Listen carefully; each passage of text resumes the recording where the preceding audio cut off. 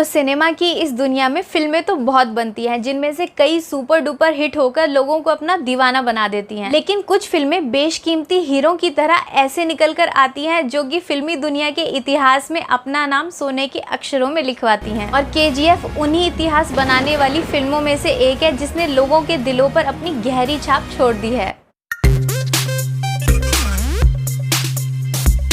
तो बीते 2 सालों में हम लोग KGF मूवी को कई बार देख चुके हैं, क्योंकि इस फिल्म की कहानी है ही ऐसी जिसको 1 या 2 बार देखने से दिल और मन दोनों ही नहीं भरते। कहते हैं ना, हर पिक्चर में कोई एक होता है। तुझे देखकर मुझे ऐसा ही लगा। कौन हीरो? नहीं, विलन।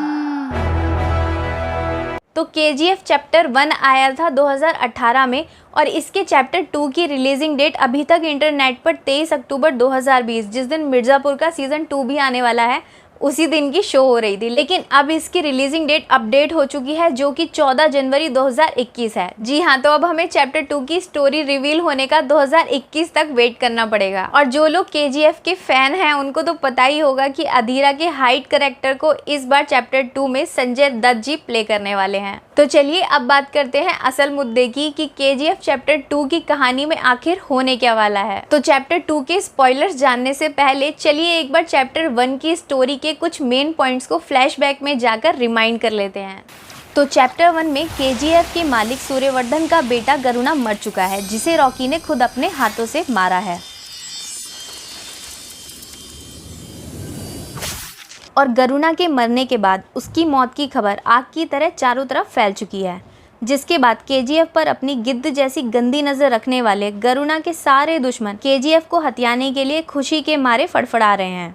तो चैप्टर 1 के आखिरी में गरुणा के मरने के बाद KGF के अब सिर्फ ये 4 ही पिलर्स बचते हैं और इनके अलावा इनायत खलील जो कि दुबई का डॉन है और KGF को हासिल करने की रेस में शामिल है, और अधीरा जो कि सूर्यवर्धन का भाई है। और फिल्म के बीच में गरुणा द्वारा हमला करवाकर उसको मर जाने का सीन भी दिखाया जाता है, लेकिन एक्चुअली में वो मरा नहीं है और छुपकर गरुणा को उसी के सगे भाई के हाथों मरवा देता है। तो कम शब्दों में कहूँ तो अधीरा और इन चारों ने मिलकर गरुणा को रॉकी के हाथों मरवा दिया है और खुद KGF पर राज करने के मकसद से खुशियां मना रहे हैं। लेकिन इन सबको ये नहीं पता कि इनके हाथ अब कुछ नहीं लगने वाला, क्योंकि KGF को तो अपना इकलौता वारिस मिल चुका है।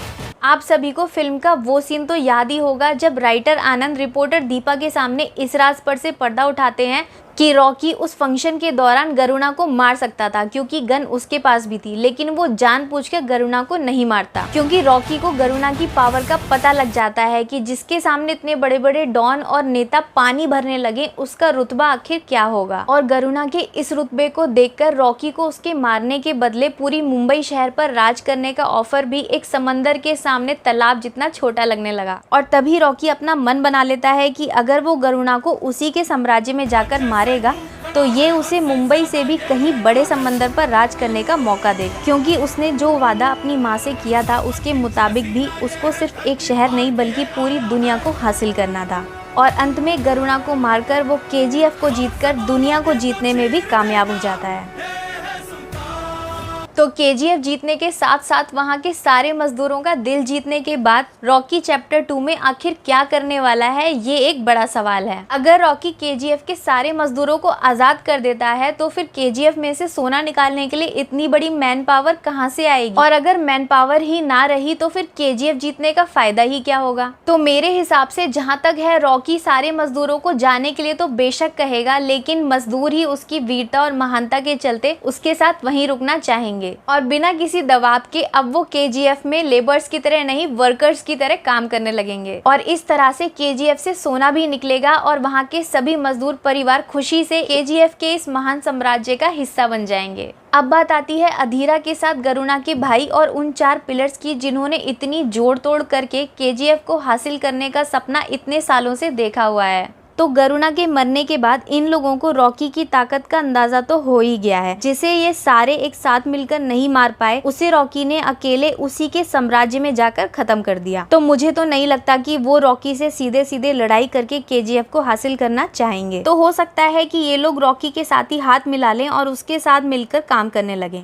लेकिन इनायत खलील और अधीरा जो कि चैप्टर 1 में हमारे बीच सिर्फ झलकियों में ही नजर आए थे, इन दोनों के कैरेक्टर्स को एक्चुअली चैप्टर 2 के लिए ही बचाकर रखा गया है। तो ये दोनों मिलकर रॉकी को मारने और केजीएफ पर अपना कब्जा करने का कोई बड़ा प्लान तो चैप्टर 2 में बनाएंगे ही बनाएंगे। इसके अलावा वो लेडी पॉलिटिशियन जिसकी झलक मूवी के एंड में दिखाई जाती है, जो ये कहती हुई नजर आती है कि वो इंडिया के सबसे बड़े क्रिमिनल यानी कि रॉकी के खिलाफ डेथ वारंट इशू कर रही है। तो इस लेडी पॉलिटिशियन रमिका सेन की एंट्री मूवी में किस तरीके से होगी और वो इस कहानी को किस अंजाम तक पहुंचाएगी, ये तो चैप्टर 2 में ही रिवील होगा। लेकिन इतना ज़रूर है कि ये लेडी केजीएफ चैप्टर 2 की कहानी में एक गेम चेंजर साबित हो सकती है। तो अब बात करें अगर चैप्टर 2 के सबसे बड़े स्पॉइलर की, तो केजीएफ चैप्टर 2 में रॉकी का मरना तय है।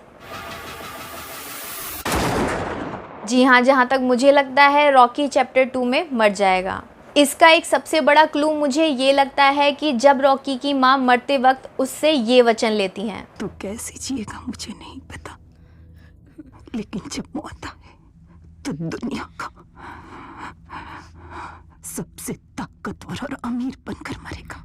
तो केजीएफ को जीतकर रॉकी दुनिया का सबसे अमीर आदमी तो बन ही चुका है और इस लाइन को चैप्टर 2 में एक बार फिर से दोहराया जा सकता है, शायद तब जब रॉकी अपनी आखिरी सांसें ले रहा हो। और हो सकता है कि स्टोरी के एंड में रमिका सेन केजीएफ के साम्राज्य को हमेशा हमेशा के लिए बंद करवा दे और रॉकी की ही प्रतिमा तक्षशिला के रूप में केजीएफ की ज़मीन में गड़ी मिले।